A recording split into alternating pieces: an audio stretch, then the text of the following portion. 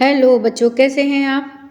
आज हम कक्षा 6 विषय हिंदी बसंत भाग 1 के पाठ 11 जिसका नाम है कि मैं सबसे छोटी हूँ के सभी प्रश्नोत्तरों को देखने वाले हैं। कविता से प्रश्न 1, कविता में सबसे छोटी होने की कल्पना क्यों की गई है।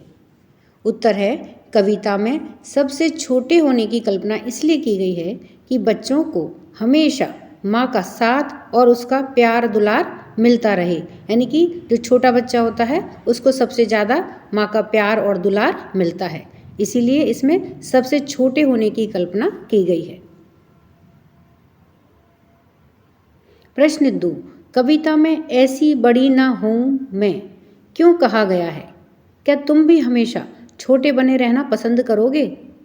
उत्तर है, कविता में ऐसी बड़ी ना हूँ मैं इसलिए कहा गया है कि बड़ा होने पर बच्चे का माँ खिलौने दे करके बहला देती है। यानी कि बच्चे को माँ खिलौने दे देती है और बहला देती है। परियों की कहानी भी नहीं सुनाती है और प्यार भी कम हो जाता है। इन कारणों से हम भी हमेशा छोटा बना रहना ही पसंद करेंगे। प्रश्न 3, आशय स्पष्ट करो। हाथ पकड़कर फिर सदा हमारे साथ नहीं फिरती दिन रात। तो इसका हमें आशय स्पष्ट करना है। तो उत्तर है कि बच्ची माँ से कहती है कि बड़ी हो जाने पर तुम मुझे खिला पिलाकर और खिलौना दे करके अपने आप खेलने के लिए छोड़ देती हो। तुम मेरा हाथ पकड़ करके सदा घूमती फिरती भी नहीं हो, हर समय हमारे साथ में नहीं रहती हो। प्रश्न 4, अपने छुटपन में बच्चे अपनी माँ के बहुत करीब होते हैं। इस कविता में नज़दीकी की कौन कौन सी स्थितियाँ बताई गई हैं। उत्तर है, इस कविता में बच्चे का माँ की गोद में सोना, उसके साथ में घूमना, माँ के द्वारा बच्चे को नहलाना धुलाना, खिलाना पिलाना, बच्चे को प्यार करना, उसे अपने आंचल की छाया में रखना और परियों की कहानियाँ सुनाना आदि नज़दीकी स्थितियाँ बताई गई हैं। कविता से आगे प्रश्न 1, तुम्हारी माँ तुम लोगों के लिए क्या क्या काम करती है। उत्तर है, हमारी माँ हमारी हर इच्छा सुख सुविधा एवं भूख प्यास का ध्यान रखती है। वह हमें प्यार से खिलाती पिलाती है, हमारे साथ घूमती फिरती है, हमें नहलाती धुलाती है और हमें परियों की कहानियाँ सुना करके सुलाती है। वह हमें खुश रखने के सारे काम करती है। प्रश्न 2, यह क्यों कहा गया है कि बड़ा बना करके माँ बच्चे को छलती है। उत्तर है कि ऐसा इसलिए कहा गया है कि बच्चे के बड़ा हो जाने पर माँ उसे गोद में नहीं सुलाती है, उसे खिलौने आदि से खेलने के लिए बैठा देती है, उसे बचपन की तरह परियों की कहानियाँ भी नहीं सुनाती है। वह अपने कामों में लगी रहती है और बच्चे के साथ में घूमना फिरना बंद कर देती है। प्रश्न 3, उन क्रियाओं को गिनाओ जो इस कविता में माँ अपनी छोटी बच्ची या बच्चे के लिए करती है। उत्तर है कि माँ अपनी छोटी बच्ची या बच्चे को दूध पिलाना, खाना खिलाना, नहलाना, कपड़े पहनाना, बालों पर कंघी तेल करना और खिलौने आदि देने का कार्य करती है। अनुमान और कल्पना। प्रश्न 1, इस कविता के अंत में कवि माँ से चंद्रोदय दिखा देने की बात क्यों करता है। चांद के उदित होने की कल्पना करो और अपनी कक्षा में बताओ। यानी कि किस प्रकार से चांद उदय होता है यह कल्पना करो और अपनी कक्षा में बताओ। उत्तर है, कवि माँ से चंद्रोदय दिखा देने की बात इसलिए कर रहा है कि चंद्रमा के उदय होने का जो दृश्य है वह बहुत ही सुंदर होता है। बच्चे चंद्रमा को प्यार से चंदा मामा कहते हैं, जिसका संबंध माँ से भी है। वे इसी बहाने माँ का स्नेह पाना चाहते हैं। प्रश्न 2, इस कविता को पढ़ने के बाद एक बच्ची और उसकी माँ का चित्र तुम्हारे मन में उभरता है। वह बच्ची और क्या क्या कहती होगी, क्या क्या करती होगी, कल्पना करके एक कहानी बनाओ। उत्तर है कि छोटी बच्ची सारा दिन माँ का आंचल पकड़ करके पूरे घर में घूमती होगी, किसी नई चीज़ को देख करके प्रश्न करती होगी, जैसे यह क्या है, यह कैसे होता है, मुझे भी चाहिए, ऐसा क्यों होता है। कभी बाहर जाने की जिद करती होगी तो कभी हर काम स्वयं करके देखने की, मना करने पर रूठ जाती होगी।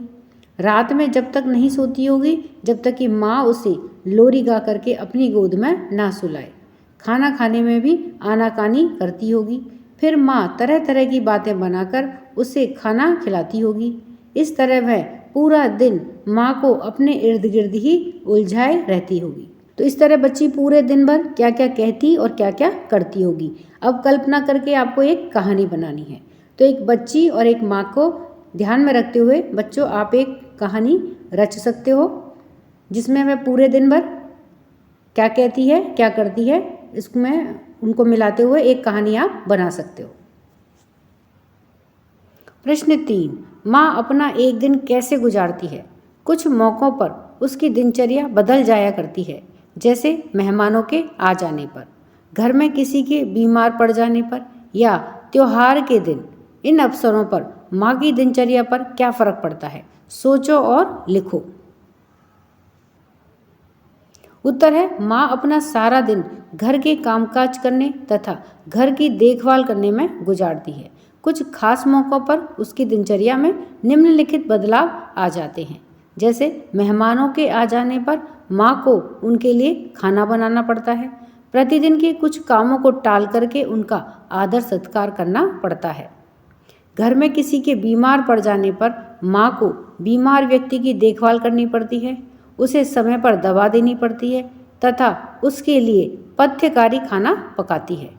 त्योहार के दिन माँ अच्छे पकवान बनाती है, घर की साफ सफाई का विशेष ध्यान रखती है। इस दिन आने वाले रिश्तेदारों और मेहमानों का स्वागत तथा उनके लिए चाय नाश्ता आदि की व्यवस्था करती है। तो इस प्रकार से माँ की दिनचर्या बदल जाती है। भाषा की बात। प्रश्न 1, नीचे दिए गए शब्दों में अंतर बताओ और उनमें क्या फ़र्क है। देखिए शब्द दिए गए हैं, स्नेह प्रेम, शांति सन्नाटा, धूल राख, ग्रह और गृह, निधन और निर्धन, समान और सामान।